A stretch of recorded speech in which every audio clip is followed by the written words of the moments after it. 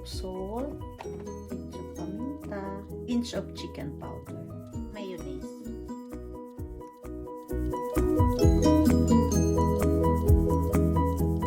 Lagay ko na po ito, sibuyas at carrots.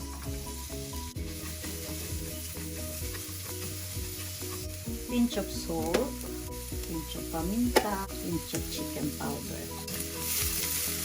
Ayan po. Hanggang maluto lang po yan. Po natin yung dahon ng sibuyas.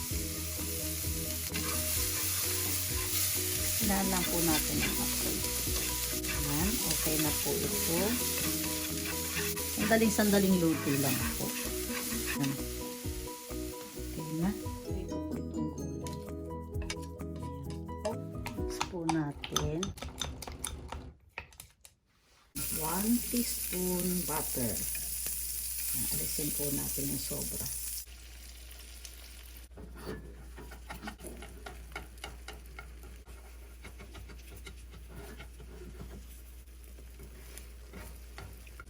Mahina lang po ang apoy.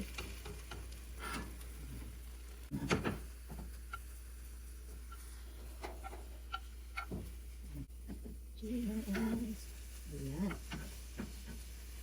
Pwede na po itong pang-ulam. Pwede rin po sa tinapay. Ayan.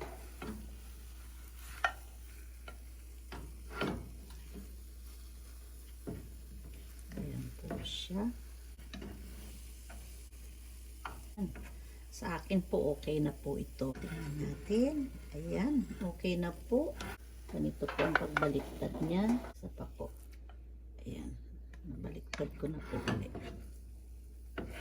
Okay na po yan. Off ko na po yung kalan. Ayan po. Mayroon po ako ditong tea. Ayan.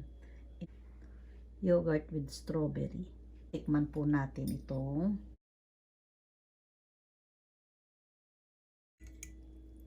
ayan, ganyan po. Itadakimasu.